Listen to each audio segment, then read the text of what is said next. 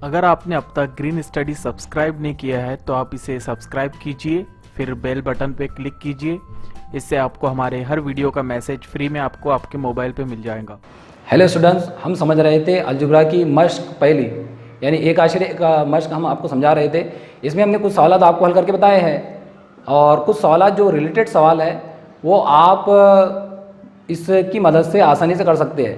तो इसमें के जो बकिया सवालात है जो थोड़े से मुश्किल है वो हम आपको अब समझाने की कोशिश कर रहे हैं। तो इसी मश्क का सवाल है छठा सवाल जो आपको लिखा हुआ दिख रहा है 1/3x जमा y बराबर 10/3 और दूसरा 2x जमा 1/4 y बराबर करके 11/4।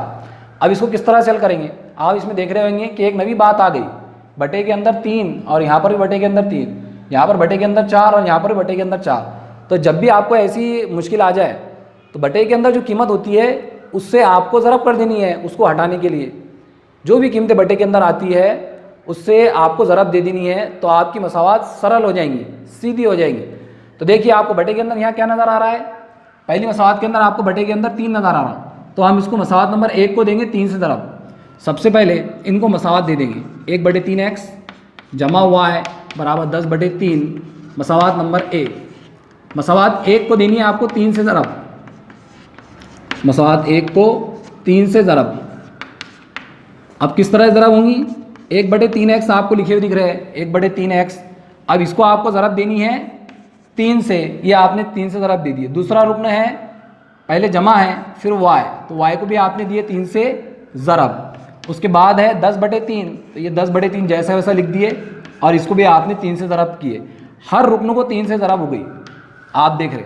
अब यहाँ से क्या होगा कि ये 3 और ये 3 कैंसल आउट हो जाएंगे, इसी तरह से ये 3 और ये 3 कैंसल आउट हो जाएंगी। बची जो कीमतें हैं वो लिख लीजिए।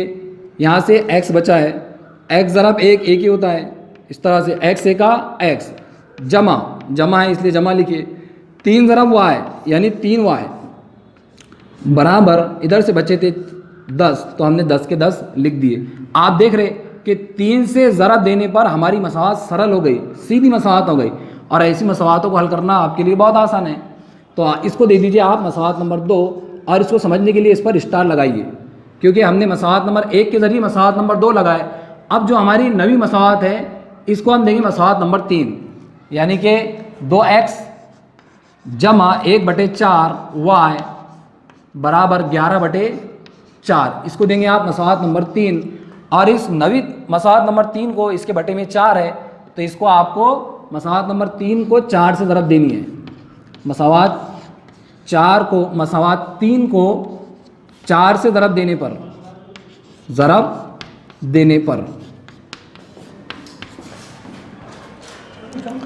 मसावात नंबर 3 को 4 से ज़रब देना है। तो किस तरह ज़रब देंगे? हर रुकन को, जिस तरह से आपने ऊपर वाली मसावात को 3 से ज़रब दिए थे, अब इस मसावात को 4 से ज़रब देनी है। तो पहला रुकन 2x है, तो 2x को आपने 4 से ज़रब दिए। उसके बाद दूसरा रुकन 1/4y, तो जमा 1/4y लिख कर इसको भी आपने 4 से ज़रब दे दिए। और आखिरी रुकन बचा है आपका बराबर करके 11/4, इसको भी आपको 4 से ज़रब देनी है। 11/4 ज़रब 4। अब क्या होगा, यहाँ से 4 कैंसिल हो जाएंगे, यहाँ से भी 4 कैंसिल हो जाएंगे। अब आपको ज़रब करनी है, 2x की ज़रब होंगी 4 से, 2 चौक 8x जमा, यहाँ से 4 कैंसिल हुए थे, y ज़रब 1, तो y आएगा बराबर करके 11। इसको दे दीजिए आप मसावात नंबर, ये मसावात नंबर 3 आई थी हमारी, इसलिए हम इसको देंगे मसावात नंबर 4। अब यहाँ पर हमने जो स्टार वाली मसावात लिखे थे, हमको इससे और ये वाली मसावात से मतलब है। तो आप यहाँ पर देख रहे कि यहाँ पर मसावात नंबर 2 में x का ज़रीब और y का ज़रीब, और इस मसावात में मसावात नंबर 4 में x का ज़रीब और y का ज़रीब। तो यहाँ पर y का ज़रीब 3, यहाँ पर y का ज़रीब 1 है, तो हमको इस मसावात को 3 से ज़रब देनी पड़ेंगी। तो दीजिए इसको मसावात नंबर 4 को 3 से ज़रब, 8 तिया 24x जमा 3 ज़रब y 3y बराबर करके 11 तिया 33। ये नवी मसावात है, ये आपकी मसावात नंबर 5। अब आपको इस मसावात नंबर 5 और मसावात नंबर 2 के ज़रीबों पर गौर करने के बाद आपको इनकी अलामतों पर गौर करना है। यानी कि आप देख रहे कि यहाँ पर भी जमा 3 हुआ है, यहाँ पर भी जमा 3 हुआ है, इसलिए मसावात नंबर 2 और 3 की हो जाएंगी तफरीक। तो आप तफरीक करेंगे मसावात 2 और 5 की तफरीक करने पर तफरीक का मान होगा। तो पहले मसावात नंबर 2 लिखिए, ये हमारी मसावात नंबर 2, x जमा 3y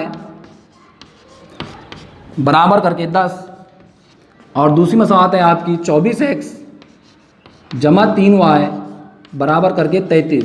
तफरीक का अमल कर रहे हैं आप, इसलिए नीचे की तमाम अलामतें बदल जाएंगी, जमा है वज़ा हो जाएंगी, ये जमा 33 है वज़ा 33 हो जाएंगे।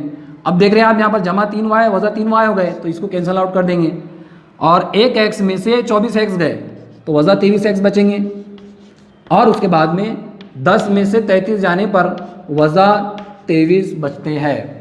अब इसके आगे किस तरह से हल करेंगे, आपको मुतगय्यरों की कीमतें निकालनी है, तो किस तरह से मुतगय्यर की कीमत निकालेंगे।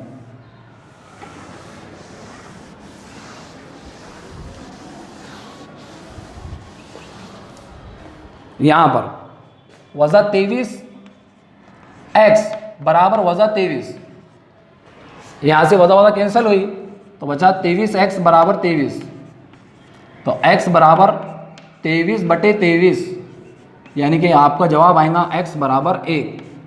अब इस x बराबर 1 को किसी भी एक मसावात में रख दीजिए, आपकी y की कीमत बआसानी से आपको जो है तो मालूम हो जाएंगी।